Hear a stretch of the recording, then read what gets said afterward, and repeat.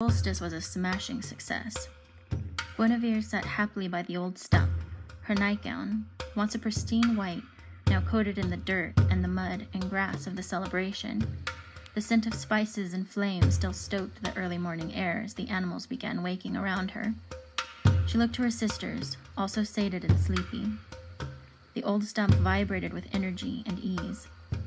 Happiness to still be remembered through the years.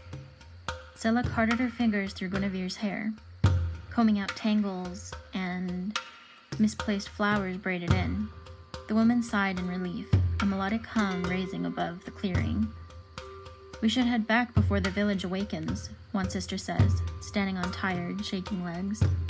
The others nodded, not happy to leave, but knowing it was smarter than to stay. The villagers were still frightened, still in their own heads. They didn't know the sisters were the only ones keeping the balance, but they didn't hate the small folk. Without them there would be no balance to be kept. Guinevere thought it funny, as she too stood on shaking legs, that the people they worked so hard to protect would burn them should they know. The women helped each other to their feet and out of the clearing. They helped each other back into their clothes and gathered already full baskets of herbs and mushrooms to not raise suspicion. Their walk back into the village was full of chatter and laughter, the old words lost on their tongues as they recalled the events of the last night. Of all the solstices before this, and all the celebrations to come, the women parted paths, on to their own cottages, back to their regular lives. Some went back to husbands and children, others to jobs or markets or rivers. Guinevere went to her own small house, on the outskirts of the small village.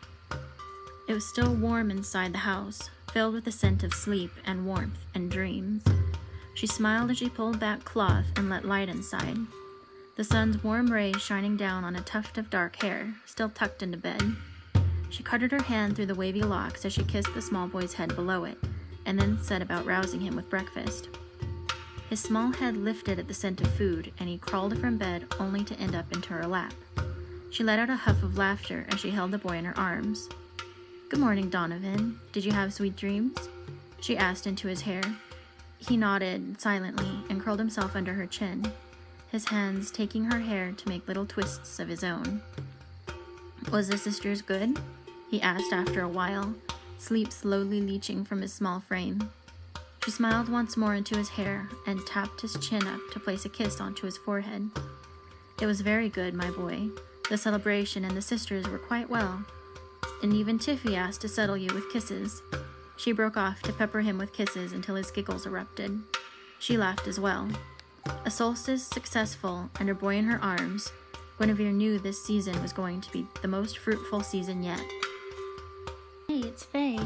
If you enjoyed that story, please give us a thumbs up. And if you'd like to hear more stories, subscribe to us here. Table of Fables releases weekly stories, not only on YouTube, but on Instagram and Twitter as well, if you'd like to check us out there too. Thanks again for watching, and we'll see you here again next time. Bye!